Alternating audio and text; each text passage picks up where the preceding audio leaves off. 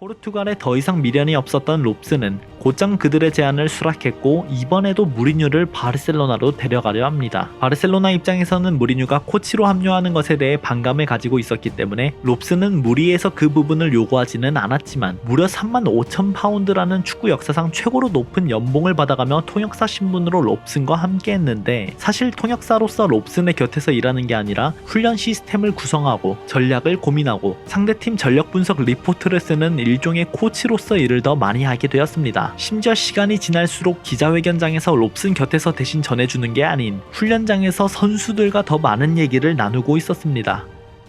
포르투갈의 작은 도시 세투발에서 축구 인생을 시작한 청년은 어느새 유럽에서 가장 큰 클럽 중 하나인 바르셀로나에 입성해 선수들에게 지시를 내리고 있었습니다. 그런데 그 중에서 자신과 흡사할 정도로 열정적인 선수가 한 명 있었는데 그게 바로 과르디올라였죠.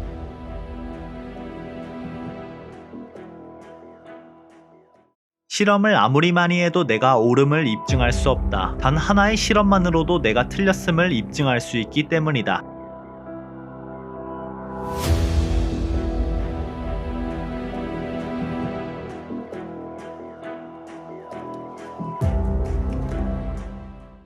펩 과르디올라, 풀네임은 주제프 과르디올라 이살라. 우리가 그를 부를 때는 펩이라 하지만 사실 이는 카탈루냐식으로 주제프의 애칭식 이름입니다. 그는 1971년 1월 18일 카탈루냐에 속해 있는 산트페도르에서 벽돌공인 아버지 벨렌티 과르디올라와 어머니 돌로스 사라의 사랑을 받아 태어났습니다. 7천여 명의 주민들이 옹기종기 지내는 산트페도르가 얼마나 자그마했는지 당연히 놀거리도 하나 없다 보니 온 동네가 축구장과 다름없었죠. 아이들이 공놀이를 하면서 위협될 만한 것이 전혀 없다 보니 그들은 등교하기 전 점심시간, 쉬는 시간, 학교시간 조금이라도 틈이 생긴다면 자그마한 공 하나를 들고 골목에서 항상 공놀이를 즐겼습니다. 펩은 이 사이에서도 열정이 가득한 아이들 중 하나였습니다. 심지어 가족들이 모여 저녁을 먹는 시간에도 축구 연습을 하는 통에 그의 어머니는 매 저녁 시간마다 그에게 소리쳤죠. 아가야, 제발 공 좀 잠시 내버려두고 밥 좀 먹지 않겠니? 배고픔도 잊어버린 채 축구만 하는데 실력이 없을 수가 있을까요? 친구들은 펩의 축구 실력이 뛰어나다는 것을 모두 알고 있었습니다. 그래서 편을 가르고 축구를 하게 될 때면 가장 먼저 그를 데려가려 하고 싶어 했죠. 대한민국이나 이곳이나 동네 축구 분위기는 다를 게 없군요. 아무튼 자신을 데려가기 위해 누가 먼저 가위를 냈냐느니 바위를 냈냐느니 친구들끼리 싸움이 일어날 때면 펩이 나서서 얼추 실력이 비슷하게 팀을 나눴습니다. 자연스럽게 무리의 리더가 되었던 것이죠. 이 영상을 듣는 여러분들도 아시다시피 동네에서 축구공을 가지고 놀면 유리창을 깨던지 어디 차문을 찌그러뜨린다던지 교실 선풍기를 부순다던지 이런 사고는 자연스럽게 한 번씩은 경험해 보셨을 겁니다. 펩도 마찬가지로 주말이 되면 온 동네 길거리에서 축구 시합을 하던 통에 누군가 공을 차다가 광장에 있는 물건을 망가뜨리고 과일을 엎어버리는 대형 사고가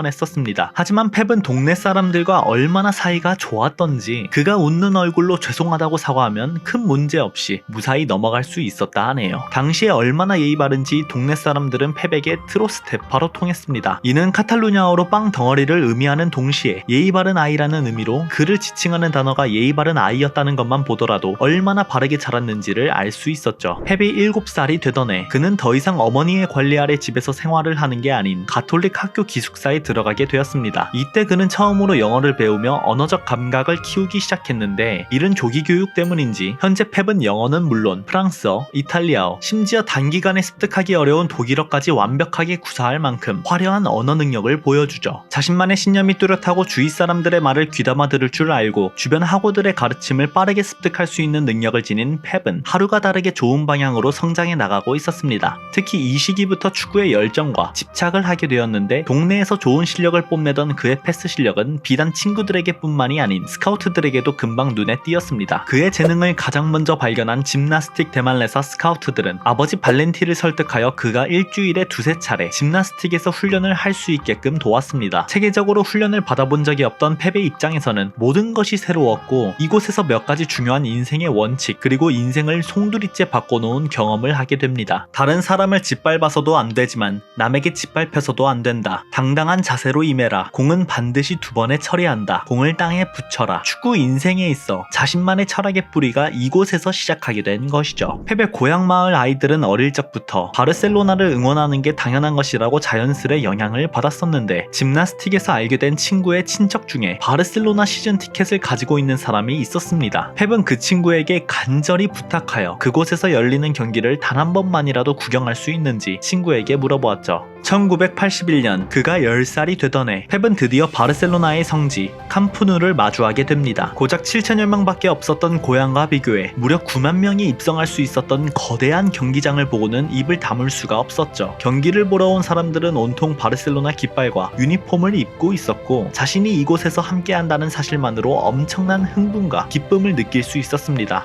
언젠가 캄프누에서 뛸 수만 있다면 내가 가진 모든 것들을 다 내놓을 것이야. 간절한 소년의 외침이 울려 퍼져 바르셀로나에게 닿기라도 한 듯 짐나스틱 유소년팀은 바르셀로나 유소년팀과 친선 경기가 잡히게 되고 그렇게 펩은 처음으로 바르셀로나 팀과 운동장에서 마주하게 됩니다. 유년기 시절부터 화려한 패스 솜씨를 뽐내며 짐나스틱 팀에서 에이스로 군림했던 그였지만 경기장 안에서 그들과 마주했을 때 바라본 자신의 실력은 그들과 비슷하거나 오히려 자신보다 더 뛰어난 선수가 많다는 사실을 뼈저리게 느끼게 되었습니다.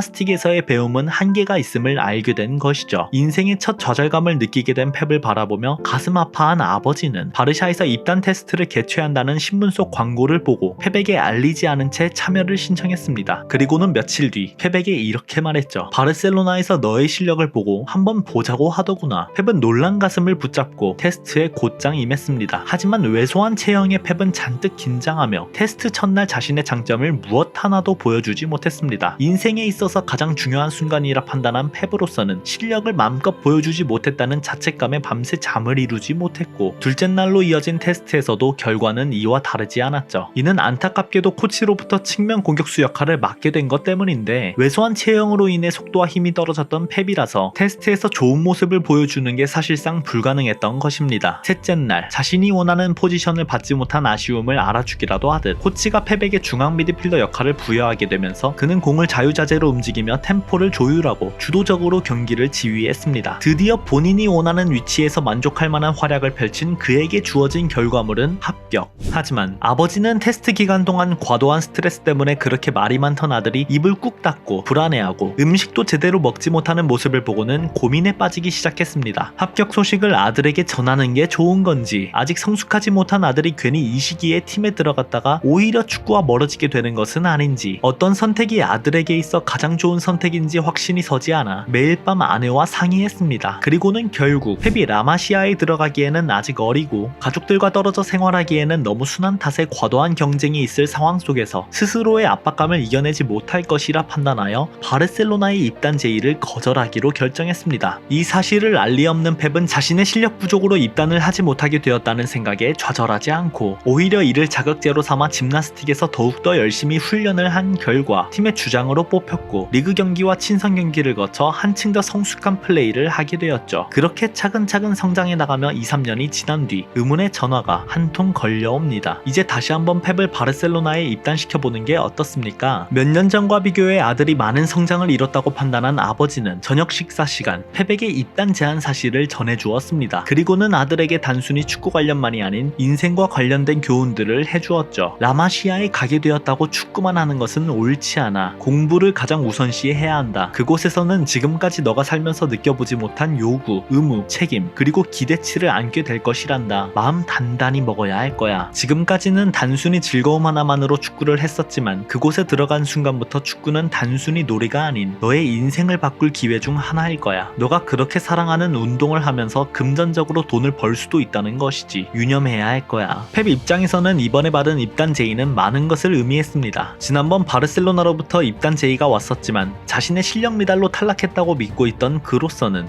다시 한번 바르샤에서 자신을 찾지 않는다면 축구 선수로서의 꿈을 접을 생각이었습니다. 그토록 사랑하는 구단으로부터 2번의 거절을 당하는 것을 견딜 자신이 없었기 때문입니다. 하지만 마지막으로 기회가 왔고 벼랑 끝에 주어진 기회를 절대 놓치지 않겠다 다짐한 펩은 고향으로부터 70km나 떨어진 바르셀로나에 가서 프로 선수가 되기 위해 내 모든 노력과 힘을 바치겠다 다짐하게 되었죠.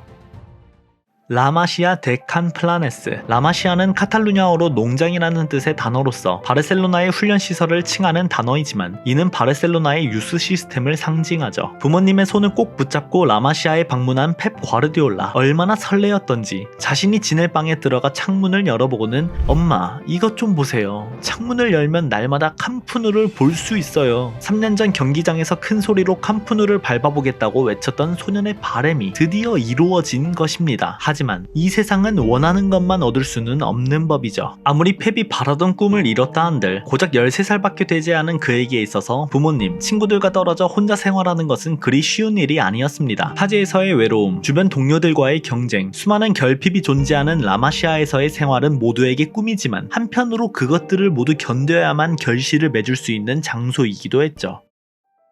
마음이 흔들릴 때마다 아버지가 해주신 말씀을 되새기며 버텨냈던 산트페도르의 소녀는 하루하루가 다르게 빠른 성장을 해나가기 시작했습니다. 배움에 있어서 거부감이 없던 펩의 입장에서는 라마시아에서 훈련하는 2군 선수들, 유소년 팀들, 코치들 모두가 배움의 장과 같았습니다. 하루는 바르셀로나 2군 선수들이 유소년 팀의 훈련 모습을 지켜보더니 유소년 선수들에게 프리킥 훈련을 제안했었죠. 그때 펩은 2군 선수들의 조언을 새겨들은 뒤 훈련장에서 그대로 써먹으며 골을 기록하자 코치가 이를 보고 굉장히 놀라기도 했었습니다. 후에 펩은 라마시아에서의 생활을 떠올리며 이렇게 회상했죠. 라마시아는 바르셀로나의 유소년팀, 성인팀 구분 없이 함께 어우러져 훈련하는 일종의 축구 대학입니다. 저희 같은 어린 선수들은 오로지 축구를 하고 싶어 하죠. 축구가 생활이고 라마시아는 이 모든 것을 할 수 있게끔 도와줍니다. 언제라도 내가 공을 들고 나가 축구를 할 수도 다른 선수들이 훈련하는 모습을 지켜볼 수도 있습니다. 기숙사에서 창문만 열면 캄프누가 보이는 곳에서 지내는 그들에게 있어서 또 다른 혜택이 있었습니다. 캄프누에서 경기가 있는 날이면 사람들에게 전단지를 나눠주며 경기를 구경할 수 있는 특권, 볼보이로서 경기에 투입되어 경기장 안에서 선수들의 호흡을 가장 가까운 곳에서 지켜볼 수 있는 특권.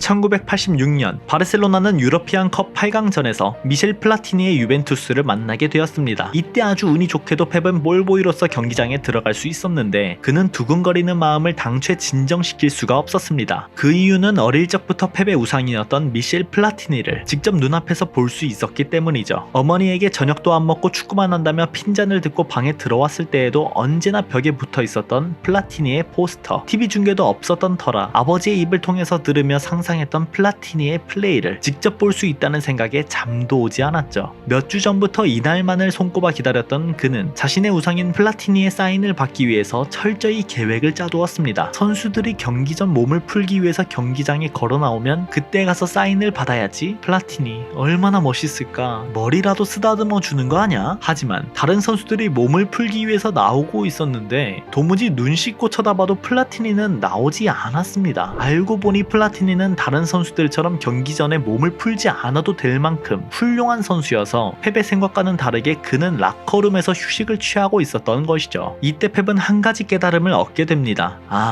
모든 선수들이 동등한 대우를 받는 것은 아니구나. 플라티니와의 만남만을 학수고대하던 그는 몰래 준비한 펜과 종이를 꺼내보지도 못한 채 플라티니를 먼발치에서 지켜봐야만 했습니다. 여기서 잠깐 TMI. 어릴 적부터 펩의 우상은 미셸 플라티니였으나 라마시아에 입성하고 난 뒤 그의 우상이 한 명 더 늘었습니다. 그의 이름은 기에르모 아모르. 후에 아모르는 크루이프 군단에서 미드필더로 활약하게 되는데 실제 나이는 펩보다 4살이 더 많고 역시 라마시아 출신이었습니다. 라마시아에 입성의 모든 것이 신기했던 13살의 펩은 유소년, 2군, 1군 선수 가리지 않고 모든 선수들을 지켜보고 있었는데 유난히 그의 눈에 띄었던 건 바로 아모르 선수였죠. 얼마나 아모르에게 빠졌는지 오후 7시부터 훈련 스케줄이 잡혀 있었지만 아모르가 듣던 이론 수업을 경청하기 위해서 2시간씩 일찍 나갈 정도였습니다. 아모르의 행동, 격려 방식, 패스 받기 전 어떤 행동을 하는지, 어떤 태도로 사람들의 말을 경청하고 존중을 받는지 일거수일투족을 면밀히 관찰하며 그의 장점들을 흡수했던 것이죠. 라마시아에서 배운 모든 가치를 바르셀로나 1군 팀에 합류되어서 이를 완벽하게 구현한 아모르는 오랫동안 펩에게 있어서 맏형과도 같은 존재였습니다. 후에 펩이 바르셀로나 1군 팀 감독을 맡게 되자 유소년 팀 감독의 아모르를 선임한 것만 봐도 그가 얼마나 자신의 우상을 믿고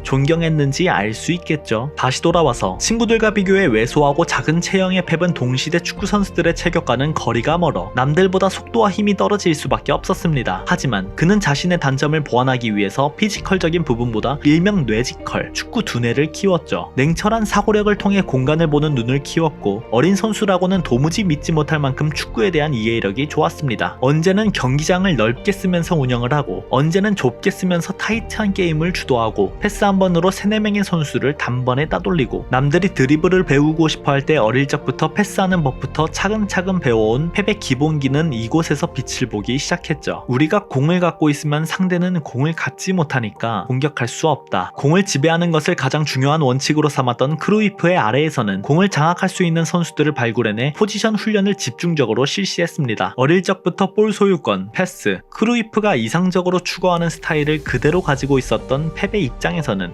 시기가 잘 맞아떨어진다고 볼 수 있었죠. 그렇게 라마시아에서 최고의 시간을 보내며 바르셀로나 1군에 뛰고 싶다는 목표 하나만을 바라보던 펩이었지만 요한 크루이프의 눈에 들어 1군 팀에 호출되는 건 생각보다 쉬운 일이 아니었습니다. 단순히 경기에서 이기고 싶은 욕망이 아닌 그에게 선택받아 그가 운영하는 축구 스타일에 녹아들고 싶은 욕망이 그를 감쌀 때쯤 갑자기 1군 팀으로부터 연락이 옵니다. 요한 크루이프 감독이 펩, 너를 호출했다. 내일 당장 축구화 들고 1군 팀으로 합류해. 빈약한 체구든 뭐든 기본적으로 경기를 읽을 줄 알고 패스 능력이 뛰어난 선수를 4번 자리에 넣고 싶어 하던 크루이프는 펩의 뛰어난 능력을 눈여겨보고 드디어 콜업을 한 것이죠. 1989년 5월 바르셀로나와 바뇰레스와의 친선 경기가 있던 날 본래 여자친구와의 약속이 있었지만 단번에 취소하고 1군에 합류하게 된 펩 과르디올라. 드디어 성인팀에서 뛴다는 것과 함께 크루이프의 축구를 처음 경험한다는 생각으로 두근두근 설레며 경기장에 나섰지만 크루이프 감독에게 전혀 인상 깊은 경기력을 선보이지 못했습니다. 그리고 전반전이 끝나자 크루이프는 펩에게 다가가서 이런 말을 했죠. 우리 할아버지도 너보다는 빨리 뛰겠다.